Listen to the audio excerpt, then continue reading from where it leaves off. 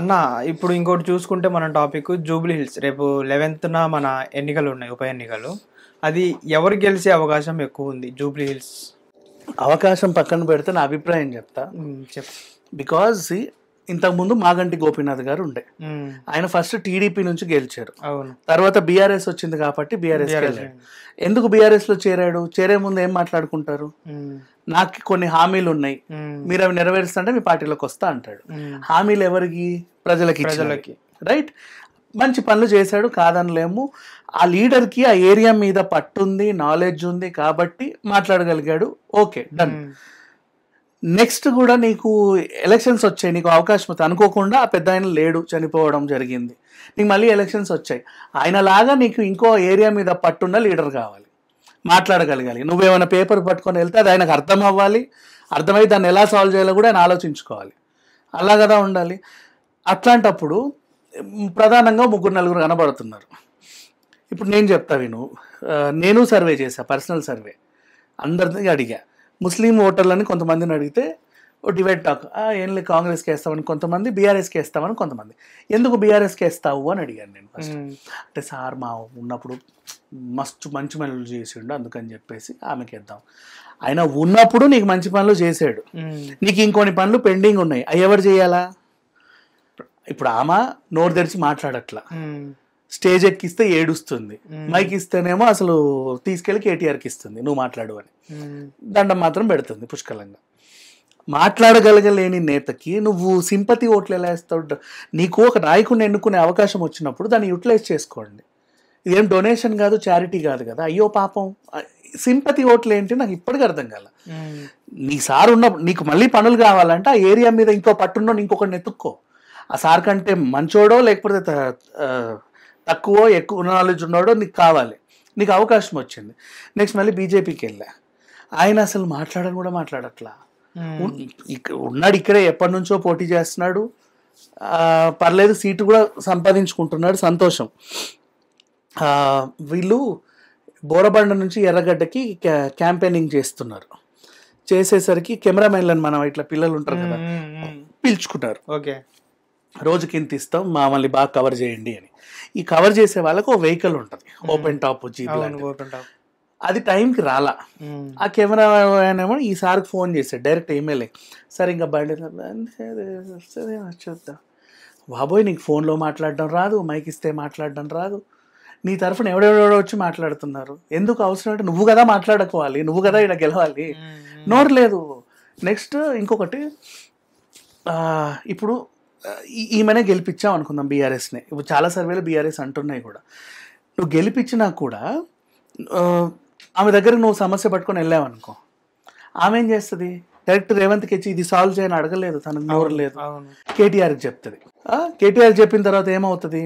ఆయన ఏం చేసి అసెంబ్లీకి వెళ్ళి వీళ్ళు చేతగాని ప్రభుత్వం దండగా అది ఇది వీళ్ళని అనవసరం గెలిపించారు తొక్క తోల అంటాడు. నీ సమస్య మాత్రం నెరవేరదు, కానీ దాని గురించి డిస్కషన్లు మాత్రం జరుగుతూ ఉంటాయి, ఫైటింగ్లు జరుగుతూ ఉంటాయి.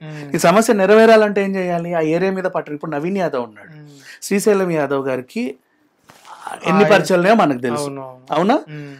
ఆయన చేయించుకోగలడు. పైగా సీటు రాకముందే ఆయన చేసింది అనట్లా, తనకే వస్తున్న కాన్ఫిడెంట్ తో తను ప్రచారం అప్పటి నుంచే చేసుకొని అదే కాన్ఫిడెంట్ ఆయన సీట్ అని తెచ్చుకున్నాడు. ఎంతమంది మధ్యలోకి వచ్చింది సరే. అంటే రీజన్ చెప్తున్నా విను, ఇప్పుడు కాంగ్రెస్ లో ఆశావాహులు బోల్డ్ మంది వచ్చారు, అందరూ ఓటింగ్లు వేసుకున్నారు. చాలా మంది, ఆ గోకుల్ థియేటర్ వాళ్ళ కోడలు కూడా వేసుకుంది. చాలా మంది నేనంటే నేను అనుకున్నారు జూబ్లీ హిల్స్ నియోజకవర్గం అని. వాళ్ళతో పాటు ఈయన కూడా నేను కూడా నిలబడతా, నాకే కావాలని చెప్పి దక్కించుకున్నాడు.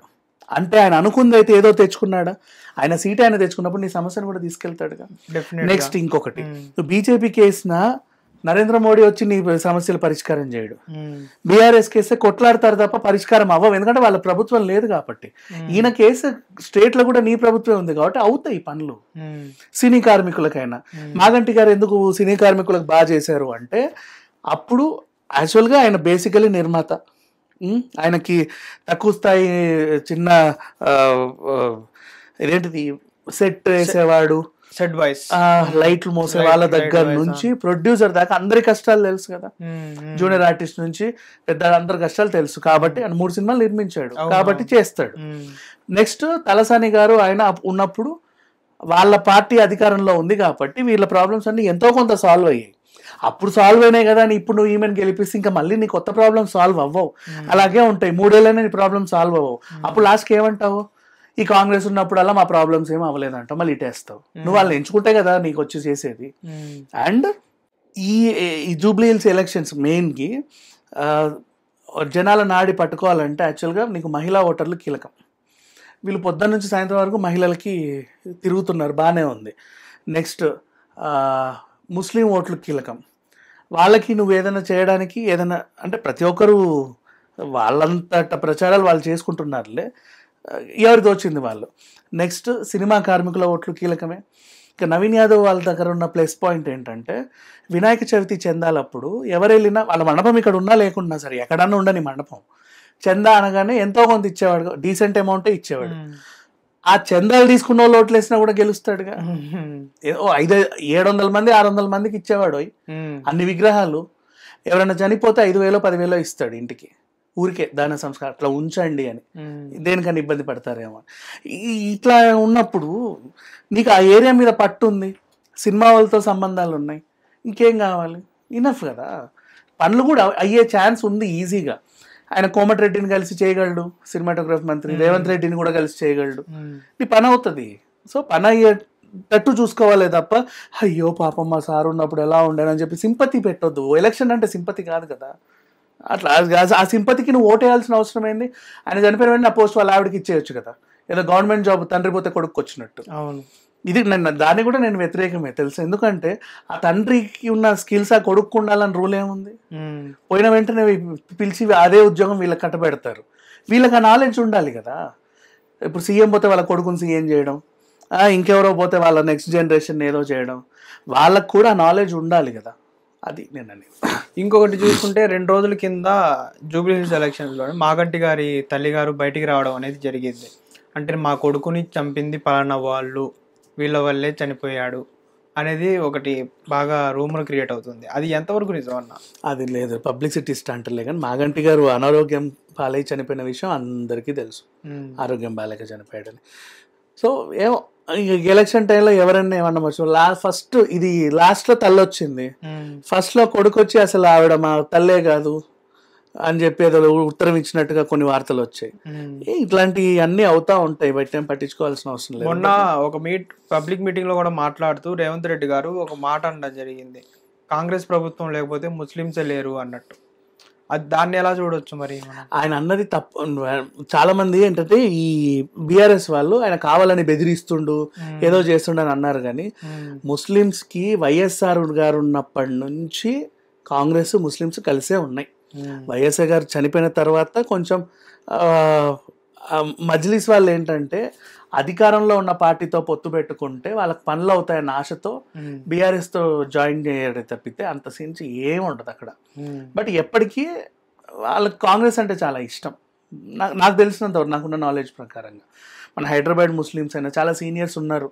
మీరు ఖాన్ లతీఫ్ ఖాన్ లాంటి వాళ్ళని కావాలంటే ఇప్పుడు నాగార్జున వాళ్ళ ఇంటికి వియ్యంకులైన వాళ్ళు ఉన్నారు కదా, ఎవరు జైనాబ్ వాళ్ళ డాడీ, అఖిల్ వాళ్ళ వైఫ్, చిన్న కోడలు వాళ్ళ పేరెంట్స్ కానీ వీళ్ళంతా పాత హైదరాబాద్లో ఎప్పటి నుంచో ఉన్న వాళ్ళు. వాళ్ళందరినీ నువ్వు తట్టు వాళ్ళు నాకు మ్యాక్సిమం కాంగ్రెస్కే సపోర్ట్ చేస్తారు.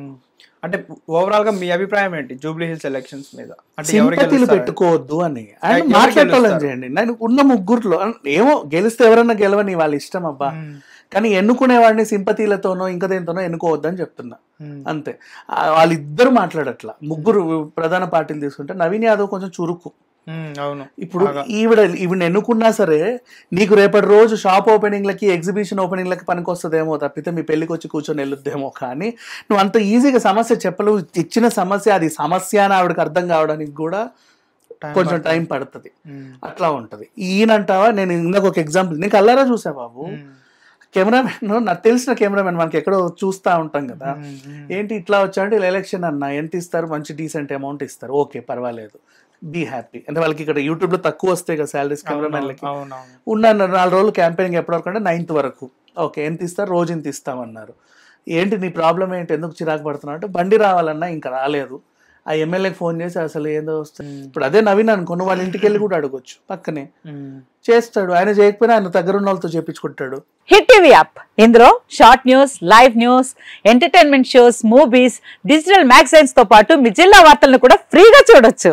ఇంకెందుకు ఆలస్యం, వెంటనే హిట్ టీవీ యాప్ ని డౌన్లోడ్ చేసుకుని ఫ్రీగా ఎంటర్టైన్మెంట్ పొందండి. Hit TV app. Hit TV app, please download hit TV app. Hit TV app ని ఫ్రీగా డౌన్లోడ్ చేసుకుని ఎంజాయ్ చేయండి. మీకు నచ్చిన ఎంటర్టైన్మెంట్ కోసం హిట్ టీవీ యాప్ ని ఫ్రీగా డౌన్లోడ్ చేసుకుని ఎంజాయ్ చేయండి. హిట్ టీవీ యాప్ ని డౌన్లోడ్ చేసుకుని ఆస్వాదించండి, ఆశీర్వదించండి. ఇంతమంది సెలబ్రిటీలు హిట్ టీవీ యాప్ ని డౌన్లోడ్ చేసుకోండి అని చెప్తున్నారంటే ఎంత మంచి యాప్ ఆలోచించండి.